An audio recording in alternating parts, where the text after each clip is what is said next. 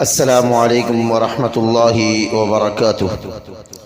الحمد للہ وکفا وسلام علی عبادہ الذین اصطفیٰ، اما بعد۔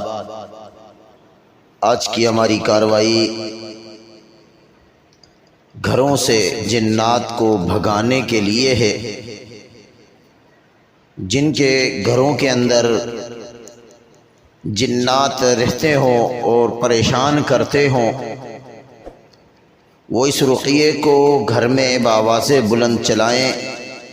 انشاءاللہ اللہ کی توفیق سے جنات گھر چھوڑ کر بھاگ جائیں گے اللہ کی توفیق سے۔ شرط یہ ہے کہ گھروں کے اندر اللہ کے ذکر کی پابندی کی جائے، قرآن کی تلاوت کی جائے، نفل عبادات کی جائے، اپنے دروازوں کو بسم اللہ پڑھ کر بند کیا جائے، نہ استعمال ہونے والے کمروں کو بسم اللہ پڑھ کر بند کیا جائے، کھانا بناتے ہوئے، کھانا پکاتے ہوئے کھانے کے برتنوں کو بسم اللہ پڑھ کر ڈھکا جائے، تو اللہ کی توفیق سے،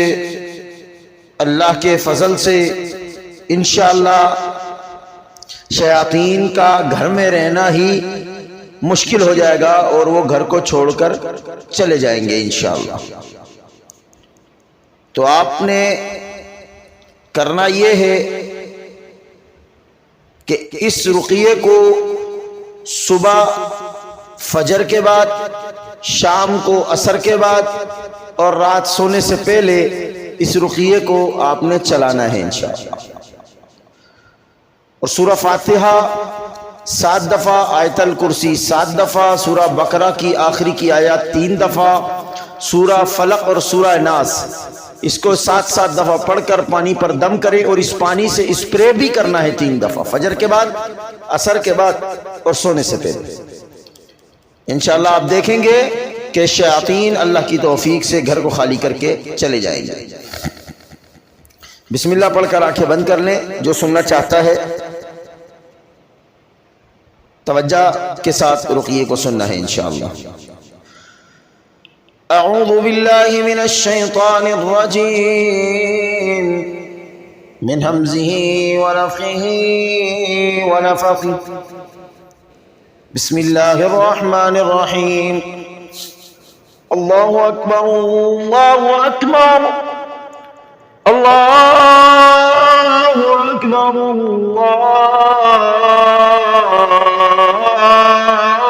اللہ اکبر۔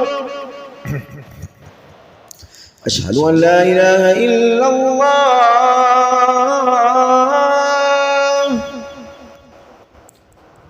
اشہد ان لا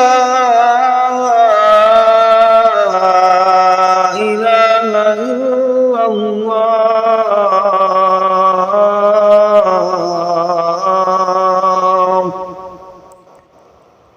اشہد ان محمد رسول اللہ،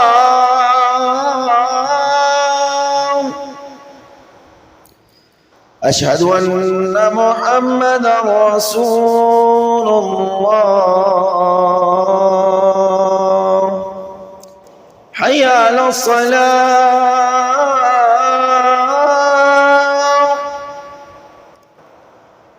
حی علی الصلاة،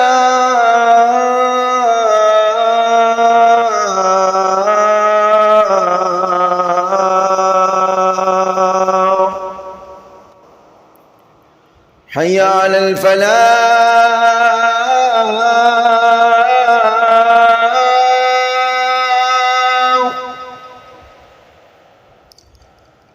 حی علی الفلاح۔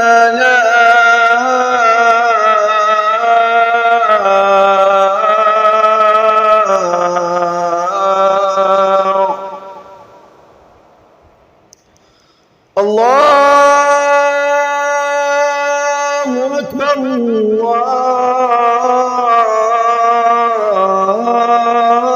اکبر، لا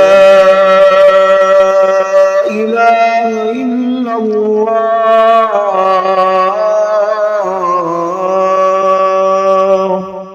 اعوذ باللہ من الشیطان الرجیم، من همزه ونفخه ونفخه. بسم الله الرحمن الرحيم. بسم الله أصبحنا وأمسينا بالله الذي ليس منه شيء ممتنع، وبعزة الله التي لا ترام ولا تضام، وبسلطان الله المنيع نهتجب، وبأسمائه الحسنى كلها عائذا من شياطين الإنس والجن، ومن شر كل معلن أو مصر، ومن شر ما يصرح بالليل ويكمن بالنهار، ومن شر ما يصرح بالنهار ويكمن بالليل، ومن شر ما خلق وذرأ وبرأ، ومن شر إبليس وجنوده، ومن شر كل شيء أنت آخذ بناصيتها، إن ربي على صراط مستقيم. أعوذ بك من شر ما استعاذ منه محمد صلى الله عليه وسلم، وموسى وعيسى وإبراهيم الذي وفى، ومن شر ما يبغي في الأرض، ومن شر كل جبار عنيد، ومن شر كل شيطان مريد. أعوذ بالله من الشيطان الرجيم. والصافات صفا، والصافات صفا، فالزاجرات زجرا، فالتاليات ذكرا. إن إلهكم لواحد، رب السماوات والأرض وما بينهما، ورب المشارق. إنا زينا السماء الدنيا بزينة الكواكب، وحفظا من كل شيطان مارد. لا يسمعون إلى الملأ الأعلى، ويخوفون من كل جانب دحورا، ولهم عذاب واصب. إلا من خطف الخطفة فاتبعه شهاب ثاقب. فاستفتهم أهم أشد خلقا أم من خلقنا، إنا خلقناهم من طين لازب، بل عجبت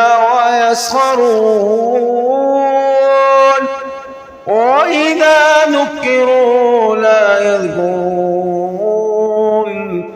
وإذا رأوا آية يستصغرون، وقالوا إن هذا إلا سحر مبين. أئذا متنا وكنا ترابا وعظاما أئنا لمبعوثون. أوآباؤنا الأولون، قل نعم وأنتم داخرون. فإنما هي زجرة واحدة فإذا هم ينظرون. وقالوا يا ويلنا هذا يوم الدين، هذا يوم الفصل الذي كنتم به تكذبون. واحشروا الذين ظلموا وأزواجهم وما كانوا يعبدون من دون الله، فاهدوهم إلى صراط الجحيم، وقفوهم إنهم مسؤولون. ما لكم لا تناصرون، بل هم اليوم مستسلمون. وأقبل بعضهم على بعض يتساءلون. قالوا إنكم كنتم تأتوننا عن اليمين، قالوا بل لم تكونوا مؤمنين، وما كان لنا عليكم من سلطان، بل كنتم قوما طاغين، فحق علينا قول ربنا إنا لذائقون. فأغويناكم إنا كنا غاوين، فإنهم يومئذ في العذاب مشتركون. إنا كذلك نفعل بالمجرمين، إنهم كانوا إذا قيل لهم لا إله إلا الله يستكبرون. ويقولون إنا لتاركو آلهتنا لشاعر مجنون بل جاء بالحق وصدق المرسلين إنكم لذائق العذاب الأليم وما تجزون إلا ما كنتم تعملون إلا عباد الله المخلصين أولئك لهم رزق معلوم فواكه وهم مكرمون في جنات النعيم على سرر متقابلين يطاف عليهم بكأس من معين بيضاء لذة للشاربين لا فيها غول ولا هم عنها ينزفون وعندهم قاصرات الطرف عين كأنهن بيض مكنون فأقبل بعضهم على بعض يتساءلون قال قائل منهم إني كان لي قرين يقول أئنك لمن المصدقين أئذا متنا وكنا ترابا وعظاما أئنا لمدينون قال هل أنتم مطلعون فاطلع فرآه في سواء الجحيم قال تالله إن كدت لتردين ولولا نعمة ربي لكنت من المحضرين أفما نحن بميتين إلا موتتنا الأولى وما نحن بمعذبين إن هذا لهو الفوز العظيم لمثل هذا فليعمل العاملون أذلك خير نزلا أم شجرة الزقوم إنا جعلناها فتنة للظالمين إنها شجرة تخرج في أصل الجحيم طلعها كأنه رؤوس الشياطين فإنهم لآكلون منها فمالئون منها البطون ثم إن لهم عليها لشوبا من حميم ثم إن مرجعهم لإلى الجحيم إنهم ألفوا آباءهم ضالين فهم على آثارهم يهرعون ولقد ضل قبلهم أكثر الأولين ولقد أرسلنا فيهم منذرين فانظر كيف كان عاقبة المنظرين إلا عباد الله المخلصين ولقد نادانا نوح فلنعم المجيبون ونجيناه وأهله من الكرب العظيم وجعلنا ذريته هم الباقين وتركنا عليه في الآخرين سلام على نوح في العالمين إنا كذلك نجزي المحسنين إنه من عبادنا المؤمنين ثم أغرقنا الآخرين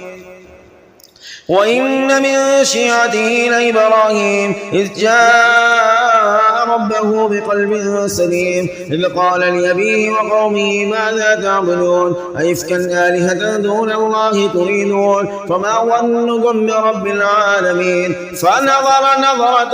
في النجوم فقال إني سقيم فتولوا عنه مدبرين فراغ إلى آلهتهم فقال ألا تأكلون ما لكم لا تنطقون فراغ عليهم ضربا باليمين فأقبلوا إليه يزفون قال تعبدون ما تنحتون والله خلقكم وما تعملون قالوا ابنوا له بنيانا فألقوه في الجحيم فأرادوا به كيدا فجعلناهم الأسفلين وقال إني ذاهب إلى ربي سيهدين ربي هب لي من الصالحين فبشرناه بغلام حليم فلما بلغ معه السعي قال يا بني إني أرى في المنام أني أذبحك فانظر ماذا ترى قال يا أبت افعل ما تؤمر ستجدني إن شاء الله من الصابرين فلما أسلما وتله للجبين وناديناه أن يا إبراهيم قد صدقت الرؤيا إنا كذلك نجزي المحسنين إن هذا لهو البلاء المبين وفديناه بذبح عظيم وتركنا عليه في الآخرين سلام على إبراهيم كذلك نجزي المحسنين إنه من عبادنا المؤمنين وبشرناه بإسحاق نبيا من الصالحين وباركنا عليه وعلى إسحاق ومن ذريتهما محسن وظالم لنفسه مبين. ولقد مننا على موسى وهارون ونجيناهما وقومهما من الكرب العظيم ونصرناهم فكانوا هم الغالبين وآتيناهما الكتاب المستبين وهديناهما الصراط المستقيم وتركنا عليهما في الآخرين. سلام على موسى وهارون إنا كذلك نجزي المحسنين إنهما من عبادنا المؤمنين. وإن إلياس لمن المرسلين إذ قال لقومه ألا تتقون أتدعون بعلا وتذرون أحسن الخالقين الله ربكم ورب آبائكم الأولين فكذبوه فإنهم لمحضرون إلا عباد الله المخلصين وتركنا عليه في الآخرين. سلام على ياسين إنا كذلك نجزي المحسنين إنه من عبادنا المؤمنين. وإن لوطا لمن المرسلين إذ نجيناه وأهله أجمعين إلا عجوزا في الغابرين ثم دمرنا الآخرين. وإنكم لتمرون عليهم مصبحين وبالليل أفلا تعقلون. وإن يونس لمن المرسلين إذ أبق إلى الفلك المشحون فساهم فكان من المدحضين فالتقمه الحوت وهو مليم فلولا أنه كان من المصبحين للبث في بطنه إلى يوم يبعثون فنبذناه بالعراء وهو سقيم وأنبتنا عليه شجرة من يقطين وأرسلناه إلى 100,000 أو يزيدون فآمنوا فمتعناهم إلى حين. فاستفتهم ألربك البنات ولهم البنون أم خلقنا الملائكة إناثا وهم شاهدون ألا إنهم من إفكهم ليقولون ولد الله وإنهم لكاذبون أصطفى البنات على البنين ما لكم كيف تحكمون أفلا تذكرون أم لكم سلطان مبين فأتوا بكتابكم إن كنتم صادقين. وجعلوا بينه وبين الجنة نسبا ولقد علمت الجنة إنهم لمحضرون سبحان الله عما يصفون إلا عباد الله المخلصين فإنكم وما تعبدون ما أنتم عليه بفاتنين إلا من هو صال الجحيم وما منا إلا له مقام معلوم وإنا لنحن الصافون وإنا لنحن المسبحون. وإن كانوا ليقولون لو أن عندنا ذكرا من الأولين لكنا عباد الله المخلصين فكفروا به فسوف يعلمون. ولقد سبقت كلمتنا لعبادنا المرسلين إنهم لهم المنصورون وإن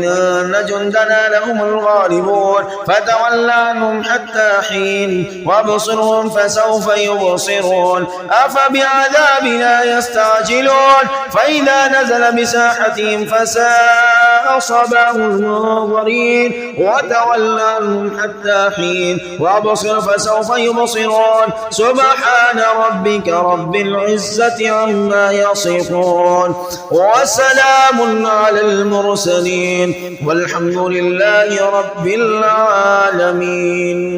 أعوذ بالله من الشيطان الرجيم. قل أوحي إلي أنه استمع نفر من الجن فقالوا إنا سمعنا قرآنا عجبا يهدي إلى الرشد فآمنا به ولن نشرك بربنا أحدا وأنه تعالى جد ربنا ما اتخذ صاحبة ولا ولدا وأنه كان يقول سفيهنا على الله شططا وأنا ظننا أن لا تقول الإنس والجن على الله كذبا وأنه كان رجال من الإنس يعوذون برجال من الجن فزادوهم رهقا وأنهم ظنوا كما ظننتم أن لن يبعث الله أحدا وأنا لمسنا السماء فوجدناها ملئت حرسا شديدا وشهبا وأنا كنا نقعد منها مقاعد للسمع فمن يستمع الآن يجد له شهابا رصدا. وأنا لا ندري أشر أريد بمن في الأرض أم أراد بهم ربهم رشدا وأنا منا الصالحون ومنا دون ذلك كنا طرائق قددا وأنا ظننا أن لن نعجز الله في الأرض ولن نعجزه هربا وأنا لما سمعنا الهدى آمنا به فمن يؤمن بربه فلا يخاف بخسا ولا رهقا وأنا منا المسلمون ومنا القاسطون فمن أسلم فأولئك تحروا رشدا وأما القاسطون فكانوا لجهنم حطبا وأن لم استقاموا على الطريقة لأسقيناهم ماء غدقا لنفتنهم فيه ومن يعرض عن ذكر ربه يسلكه عذابا صعدا وأن المساجد لله فلا تدعوا مع الله أحدا وأنه لما قام عبد الله يدعوه كادوا يكونون عليه لبدا قل إنما أدعو ربي ولا أشرك به أحدا قل إني لا أملك لكم ضرا ولا رشدا قل إني لن يجيرني من الله أحد ولن أجد من دونه ملتهدا إلا بلاغا من الله ورسالاته ومن يعص الله ورسوله فإن له نار جهنم خالدين فيها أبدا حتى إذا رأوا ما يوعدون فسيعلمون من أضعف ناصرا وأقل عددا قل إن أدري أقريب ما توعدون أم يجعل له ربي أمدا عالم الغيب فلا يظهر على غيبه أحدا إلا من ارتضى من رسول فإنه يسلك من بين يديه ومن خلفه رصدا ليعلم أن قد أبلغوا رسالات ربهم وأحاط بما لديهم وأحصى كل شيء عددا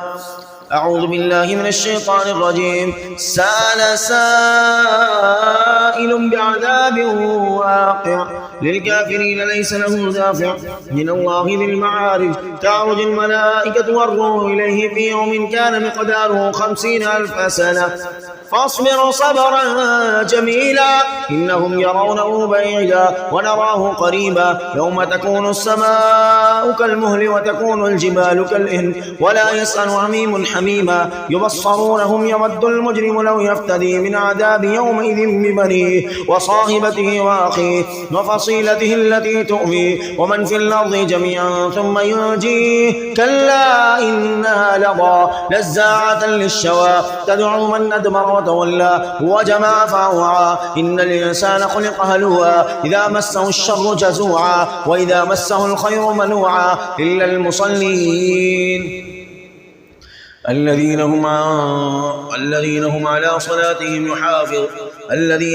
الذين هم على صلاتهم دائمون والذين في أموالهم حق معلوم للسائل والمحروم والذين يصدقون بيوم الدين والذين هم من عذاب ربهم مشفقون إن عذاب ربهم غير مأمون والذين هم لفروجهم حافظون إلا على أزواجهم أو ما ملكت أيمانهم فإنهم غير ملومين فمن ابتغى وراء ذلك فأولئك هم العادون والذين هم لأماناتهم وعهدهم راعون والذين هم بشهاداتهم قائمون والذين هم على صلاتهم يحافظون أولئك في جنات مكرمون فما للذين كفروا قبلك محطين عن اليمين وعن الشمال عزين أيطمع كل امرئ منهم أن يدخل جنة نعيم كلا إنا خلقناهم مما يعلمون فلا أقسم برب المشارق والمغارب إنا لقادرون على أن نبدل خيرا منهم وما نحن بمسبوقين فذرهم يخوضوا ويلعبوا حتى يلاقوا يومهم الذي يوعدون يوم يخرجون من الأجداث سراعا كأنهم إلى نصب يوقظون خاشعة أبصارهم ترهقهم ظلة ذلك اليوم الذي كانوا يوعدون. أعوذ بالله من الشيطان الرجيم إذا زلزلت الأرض زلزالها إذا زلزلت الأرض زلزالها إذا زلزلت الأرض زلزالها إذا زلزلت الأرض زلزالها إذا زلزلت الأرض زلزالها إذا زلزلت الأرض زلزالها إذا زلزلت الأرض زلزالها إذا زلزلت الأرض زلزالها إذا زلزلت الأرض زلزالها إذا زلزلت الأرض زلزالها إذا زلزلت الأرض زلزالها إذا زلزلت الأرض زلزالها إذا زلزلت الأرض زلزالها زلزالها زلزالها زلزالها زلزالها إذا زلزلت الأرض زلزالها إذا زلزلت الأرض زلزالها إذا زلزلت الأرض زلزالها وأخرجت الأرض أثقالها وقال الإنسان ما لها يومئذ تحدث أخبارها بأن ربك أوحى لها يومئذ يصدر الناس واشتاتا ليروا أعمالهم فمن يعمل مثقال ذرة خيرا يره ومن يعمل مثقال ذرة شرا يره إذا زلزلت الأرض زلزالها وأخرجت الأرض أثقالها وقال الإنسان ما لها يومئذ تحدث أخبارها بأن ربك أوحى لها يومئذ يصدر الناس أشتاتا ليروا أعمالهم ومن يعمل مثقال ذرة خيرا يره ومن يعمل مثقال ذرة شرا يره إذا زلزلت الأرض زلزالها وأخرجت الأرض أثقالها وقال الإنسان ما لها يومئذ تحدث أخبارها بأن ربك أوحى لها يومئذ يصدر الناس أشتاتا ليروا أعمالهم فمن يعمل مثقال ذرة خيرا يره ومن يعمل مثقال ذرة شرا يره.